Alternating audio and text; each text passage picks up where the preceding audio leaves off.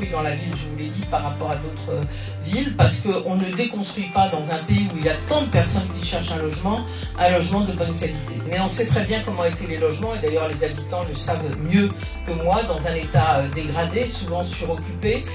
C'est jamais une décision facile, hein, de déconstruire, comme on dit. Pour des raisons de développement durable, on a souhaité agir par grignotage, c'est-à-dire qu'on déconstruit par petits morceaux, ce qui nous permettra de récupérer l'ensemble des éléments pour en réaliser des gravillons qui seront utilisés non pas pour construire d'autres maisons, je vous rassure, mais pour des futurs chantiers.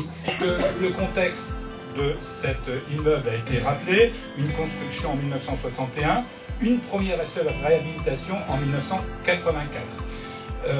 Cet immeuble comprenait 194 logements répartis en 11 entrées sur 8 étages. Et avec une spécificité, il y avait 73% de grande typologie. Alors, cela a été dit, ce bâtiment est devenu obsolète et le processus de relogement a été enclenché en février 2014. Il faut rappeler qu'il y avait quand même 650 personnes dans ce bâtiment.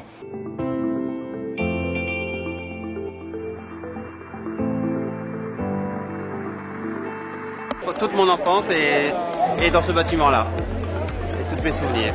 50 ans, moi j'habite ici. Ouais. Vous habitez quoi? Ah bah ça, on est triste. On est triste, franchement. On a habité 8 ans quand même dedans et on revoit pas mal d'images.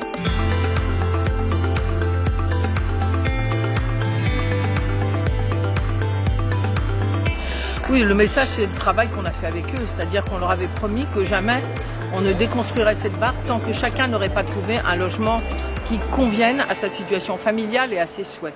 Et donc il y a eu un énorme travail pendant 3 ans avec les équipes du bailleur social, LMH, de la ville, mais aussi parce qu'il s'agissait de trouver un logement, mais aussi de faire un nouveau départ. Aider les gens à gérer leur budget, à trouver la bonne formation pour les jeunes, à régler un problème de handicap, à trouver un emploi. Ce terrain va appartenir à la ville. Ce terrain qui va de la porte d'Arras à la porte des Postes, c'est un très beau terrain, bien qu'il soit près du périphérique, donc c'est toujours un peu difficile. Il va y avoir des projets qui vont être annoncés bientôt, mais je ne peux pas les annoncer. Et nous, même si la ville est propriétaire, on n'est pas là pour vendre du terrain, on est là pour avoir un beau projet pour le quartier de Moulins.